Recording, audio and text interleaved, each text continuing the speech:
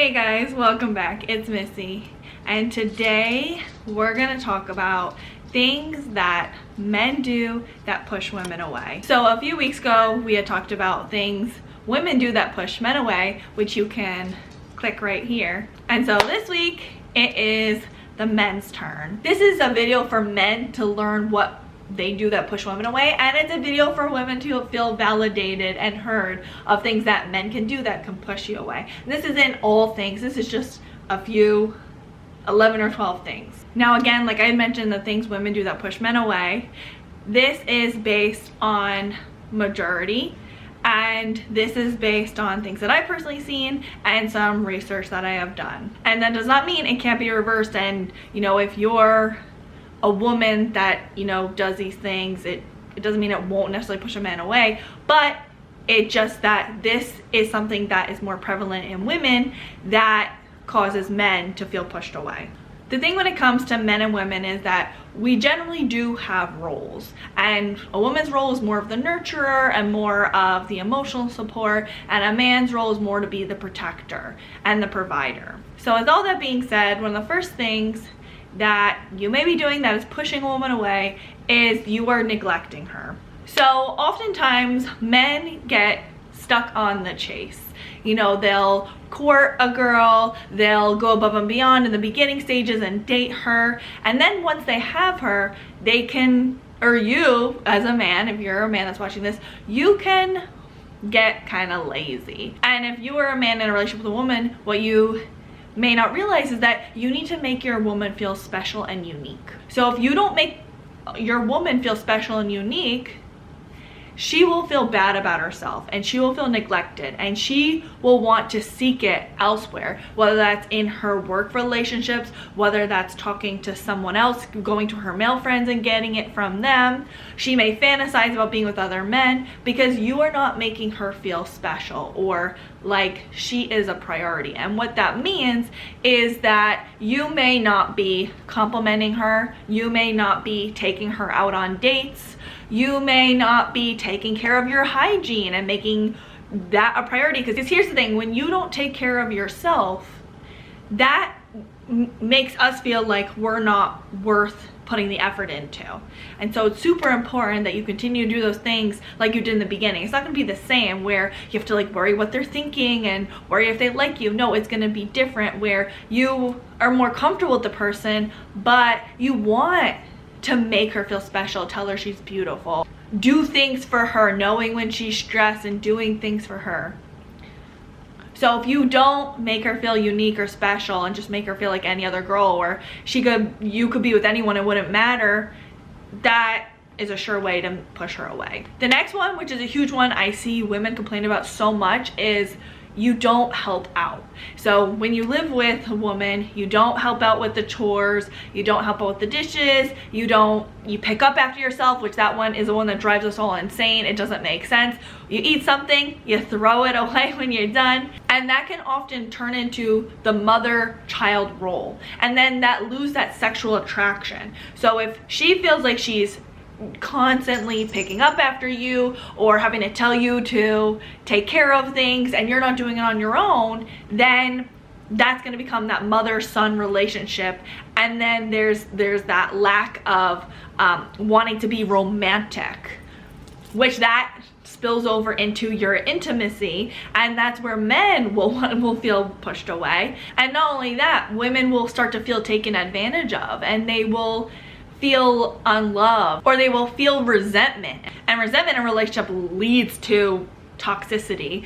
And so if you're not helping out, then you're leading to a broken relationship.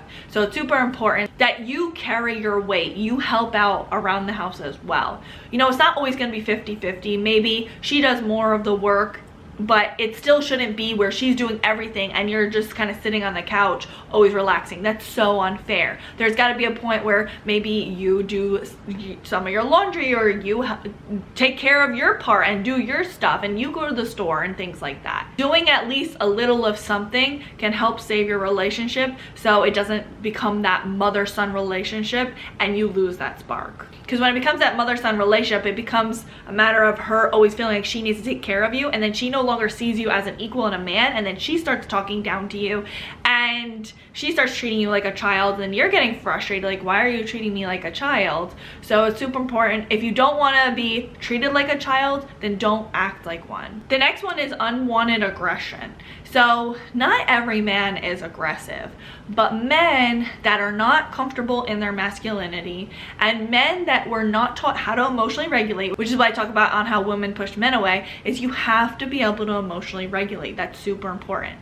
And part of emotional regulation is being aware of your emotions and being in tune with your emotions and not suppressing them. And a lot of men will suppress their emotions. One, because there's not enough empathy in the world for men. And two, they're taught at a young age to suck it up or, you know, don't cry. So if you don't deal with your emotions or you suppress your emotions, it's gonna happen where you will become really angry and aggressive and you don't know how to cope with these emotions. So it'll come out with you maybe punching walls or you screaming or you not being able to deal with uncomfortable situations. Or it will be that you become overly dismissive and you can't be there for her when she's having emotions. So you will become dismissive or aggressive towards her when she's having emotions or she's upset. And it can feel very unsafe because, again, there's that, you know, the male is the protector. And so if you make your woman feel unsafe, then she won't want to be around you. The point of being a protector is you make other people feel uncomfortable that are threatening your family, but you don't want to make your woman uncomfortable. And that's why you don't want to have unwanted aggression in your relationships. You need to learn how to emotionally regulate. You need to learn how to identify your emotions and how to deal with them in a healthier way. And know that everybody has emotions. You're a human and it's okay to have emotions. But no woman needs to be scared of their man or worry about how their man is going to be in public, because that can be a point where they then lose respect for you and don't want to go out in public with you because they're embarrassed of, is he going to explode? The next one is unconfidence. And here's the thing, all gender, sexes, whatever, struggle with unconfidence. But if you have an extreme amount of unconfidence, that will naturally make a woman not feel like they can depend on you and not feel like they can rely on you and be hesitant to want to stay in a partnership with you. Oftentimes a woman wants to feel safe and comfortable in a relationship where they feel like their man could lead or could help them make decisions, because we as women, we could be pretty indecisive ourselves, or we're overthinking so much that we just need that logic side. We depend on the man for that logic. And so if you are very unconfident in yourself and your ability to make decisions, then that will make a woman not feel like she could see you as partner material or someone she can move forward with. You don't have to be 100% confident, but there needs to be some confidence in yourself and confidence in what you're saying. So there's that level of respect. So how you can become more confident is be more firm in yourself, who you are, and your decision-making skills. And know that it's okay to fail or make mistakes. That doesn't mean you're not a man or you're bad. That's really, it's better to be confident in your decisions and then make a mistake rather than to make no decisions and be scared to move forward in anything. The next one is you don't take the lead. So like I had mentioned, women naturally look for a leader, and you don't have to be the most dominant, you know, man that's always taking a lead. No, it's someone that's like, okay, you know, we're gonna make this decision, or okay, you're struggling with this, why don't we try this? Like I had mentioned, they're more of that problem solving, logic and reason part of the partnership. Doesn't mean that there's women that don't have that, but we as women, we more so rely on that in a partnership. So with a man, if he is indecisive, he's very passive, we naturally will get pretty turned off because we don't have someone that we can depend on. Sometimes we just want someone else to say, hey, you know, it's okay, I got you. And it can be equal in your relationships, but oftentimes women look for that more in a man, of someone that's like, okay, I got you, you're struggling, I got your back, I will take on this problem for you.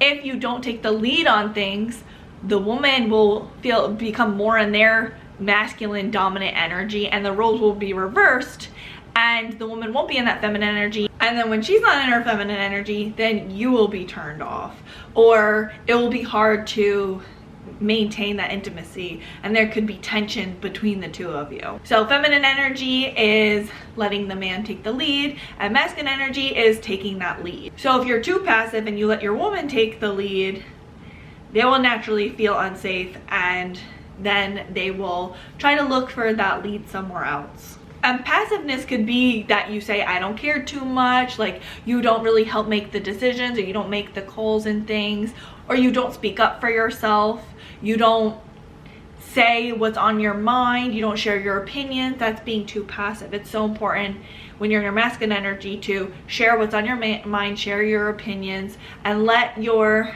woman know what's up. The next one is you're unreliable. And this one is probably my biggest pet peeve that really frustrates me, is when a man says something and doesn't follow through. Now, we are humans, we will say things and we can't always oblige and do things. That's fine. We have to be understanding. But if you are someone that you constantly say, oh yeah, I'll do this, and then you don't do it, it breaks the trust in the relationship, and it shows like, I can never rely on this man. I know he's just gonna let me down, and the woman feels let down time and time again, and they never feel like they can get their needs met, or they feel unwanted and unloved, and they don't feel like they have a reliable partner. And so this, if this happens, the woman will take that leadership role. She'll be in her masculine energy, and then the woman will feel very unhappy, and the man will feel emasculated often. The woman may be passive aggressive, or she'll be nasty, and that is not good. Then it goes into that toxic relationship. So it's so important that as a man that you are reliable, that when you say something, you mean it. You don't just say things to make her happy or to please her. Like, you never, that's going to that people pleasing tendencies. It's so important that if you can't deliver, or you know you can't deliver, don't offer it. And don't just say things just to make your partner happy or make them feel better or comfortable. Like, when you say something, you have to say it with meaning. Otherwise, there's that loss of respect in the relationship and the partnership. The next one is you make her feel unsafe. So a man that makes a woman feel unsafe, they're very dismissive. They will dismiss her feelings, they'll dismiss her concerns, they'll dismiss things that make her uncomfortable. You don't stand by her side, so you don't have her back, or even like literally physically, like you don't stand by her side when you guys are walking, or you know, something that my dad did, and it was something so small, but it means so much to me, is like, he would always make sure, like when we were on the sidewalk, he would make sure I was on the other side, so I wasn't by where the cars were passing or anywhere there was danger. He would make sure that I was on the side where I would be more likely protected. And so that's really important, is that you physically make your woman feel more safe. Like, maybe if there's like a creepy person, you make sure that they're on the other side. And then, you know, don't regard anything that makes her feel uncomfortable. Maybe she's having some anxiety and you just completely dismiss her, or you say she's ridiculous, or you don't ever entertain conversations about things that make her uncomfortable, and you don't let her talk things out, and you disregard anything that makes her uncomfortable. That also will make her feel very unsafe. Or even something as simple as not seeing if she got home safe, or making sure that she's good. We want that protector, because here's the thing, we as women, whether anyone wants to realize it or not, or we want to pretend, like, we are more fragile. Literally, physically, biologically, we are built to be more fragile. We're not as strong. And so we feel safer when we have a man where a man is bigger naturally and biologically, and so we feel safe when we can have that energy where we know that someone has our back. Same way where a woman needs to make a man feel safe, having his back in certain areas, like emotionally. The next one is you don't say no. So here's the thing, some men, they want to love on a girl, and they may overly do it, and they want to give gifts, and they want to overly please.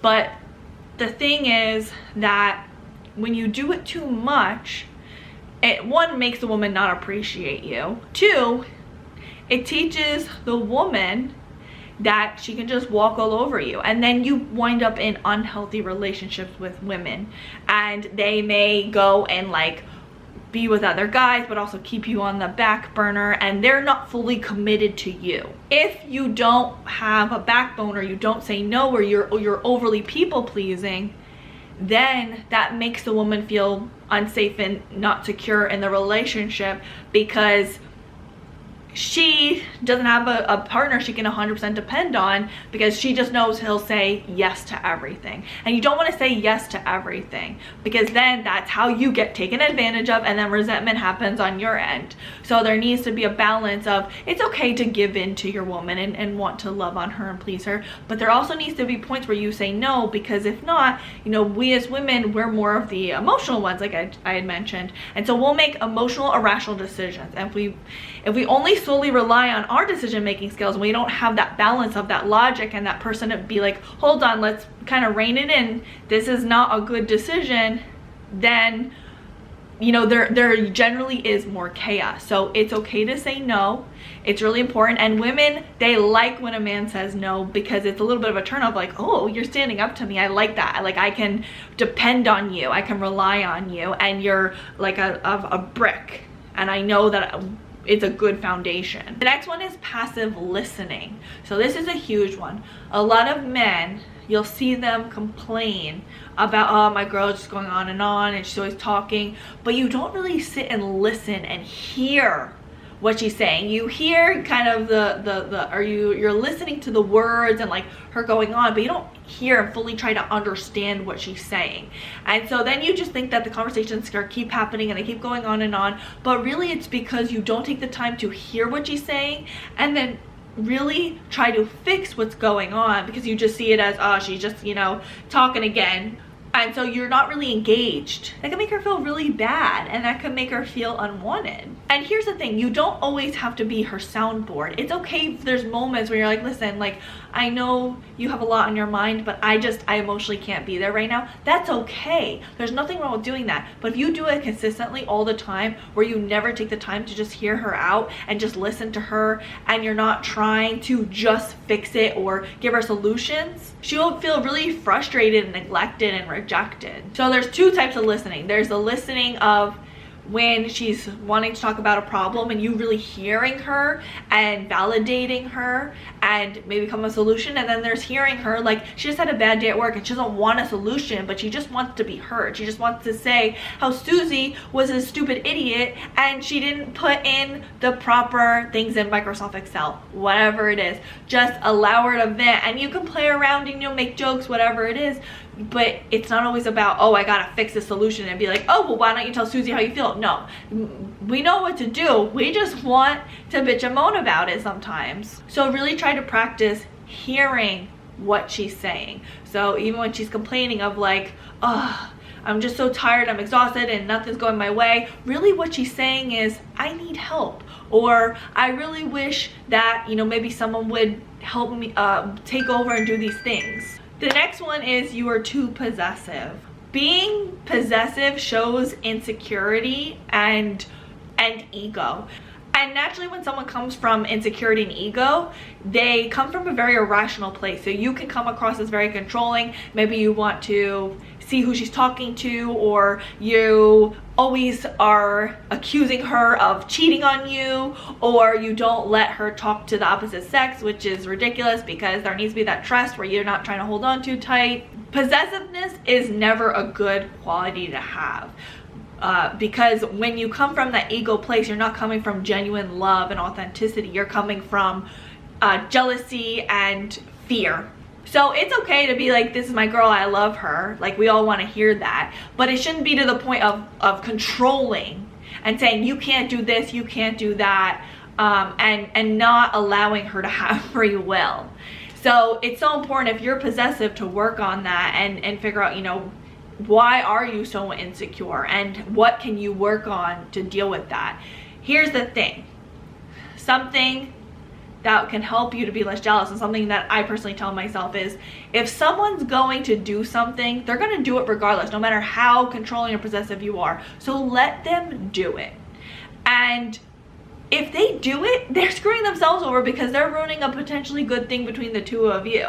You know, they don't know how to value someone else. If someone's not smart enough to not cheat, then you don't really want them in your corner anyways. So it's so important that you feel secure in yourself and say, listen, they're gonna do whatever they're gonna do, but I'm gonna focus on me and my relationship and filling my relationship, rather than coming from a place of insecurity and ego and worrying about what could potentially happen. If you're filling your home with good, then there's less of the chance for that infidelity. And if the infidelity comes and you're doing all that you can that's positive, then that is 100% on them. I mean, cheating is 100% always on them, but sometimes cheating can come from resentment or lack of communication, and it's because there was issues where you weren't really trying in the relationship. It's not that it's your fault, but you could see the mistakes you were making that maybe led to the fall of the relationship. Not the cheating, but the fall of the relationship.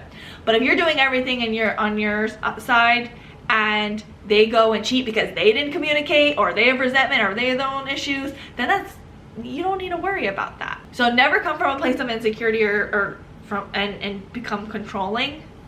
Always come from a place of love, light, and authenticity.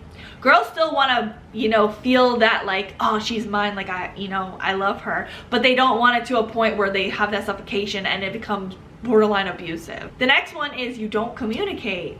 This one is probably one of the worst ones. It could be so frustrating if like you just shut down, or you avoid, or you always run away when there's a time to communicate. That can feel so frustrating as a woman. I mean, a man too, if they're dealing with that, but we're talking about how you can push a woman away. But it can feel so demotivating and frustrating, and it puts a woman in a helpless position because there's no way to move forward if you just shut down, or you dismiss, or you belittle, or you avoid conversations, or you won't let your woman know what's going on in your mind, because then a woman will just overthink and try to figure out what's going on in his mind. What is he feeling? Oh, he's doing this behavior, does it mean this? And then it leads to her guessing what's going on. You're like, what? That's not what's happening. So you never want to refuse to have a conversation. You need to have and create a safe space to have that communication. And it's okay to say, hey, I'm getting really emotional, or I don't feel like I can talk about this right now. Can we talk about it later? Yes, but it's so important you always come back to conversations, and you don't just dismiss or walk away and you don't ever go back to it. There needs to be that security of, okay, I can't do this right now, but I will later. I have you later. And you definitely don't want to stonewall or do any type of silent treatment, because again, that's where it goes into the abusive territory. So it's important that you both are emotionally in a good place to have conversation. So if you need to come back to it, that's great, but you can't just shut down and never have a conversation. That's completely unfair. That's on you to learn how to emotionally regulate and learn how to deal with your emotions. Otherwise, it creates this friction in your relationship. And the last one is sexual incompatibility. So I talk about in How to Push a Man Away, where women, they'll use sex as a weapon. With men, because men, they can have sex whenever. Like, they can get turned on, they can have sex with anything. Women are not like that. Most of us are emotional creatures where we need a lot of stimulation to be turned on. So that means, like I said, taking your girl on dates, working on your hygiene. We need you to smell good, because if you stink, we don't want that. Do the things that turn her on. 90% of turning a woman on is outside the bedroom. 10% is the physical stuff. If you're doing things for her, she's gonna wanna pay you back and do things for you too. We need that mental and emotional stimulation. And not only that, but men, they can sometimes get stuck on thinking about their pleasure and them finishing, and that they don't think about the woman and her pleasure and what she needs. So you don't need to just think about yourself and your pleasure, but you also need to consider your woman's pleasure, because that's, we do connect through that oxytocin. We connect through that sex in a different way than you do. You do as well, but it's completely different, where we have a lot of release of that oxytocin and that connection hormone and that love hormone. But you have to do things outside the bedroom to build up to that sex, and you also need to learn what she likes and do things maybe you don't really care to do, but they really please her. Women will also need to do those things too. There needs to be that compromise. Obviously not doing something that makes either one of you completely uncomfortable, because you do not need to sacrifice yourself. But if it's something as simple as, just telling her you love her during sex, why not? That doesn't hurt you. Doing things that you both like, that can help you have a better time, and not being afraid to have that conversation. I know our egos can get in the way and we feel uncomfortable talking about it, or we are, maybe your ego will get hurt if your woman says, hey, you know, I'm not really being pleased. But don't take it so personally. More so take it as, okay, what do you need to help you feel good in our intimate relationship? So it can improve and it can blossom and grow to the point where you guys can't keep your hands away from each other. And that also includes things like massages and physical touch and whatever it is, you know, caressing, loving. But have that open conversation. So these are the things that men do that can push women away. So what do you guys think? Leave it in the comments below. And please don't forget to like, comment, subscribe, and share with someone that you think may need it. Until next time, thanks for watching. Bye, guys. Don't forget to subscribe to my Patreon. And why is Google talking about the Star Spangled Banner? I didn't say anything about the Star Spangled. Okay, Google. Stop. I'm scared. You can stop either guest bedroom speaker or family room TV. Why are all the robots talking to me? Which one did you want? Stop the bedroom speaker.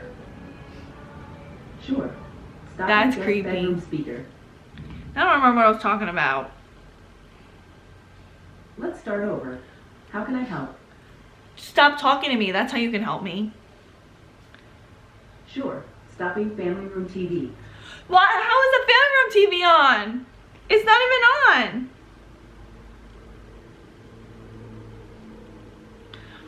The family room TV is off.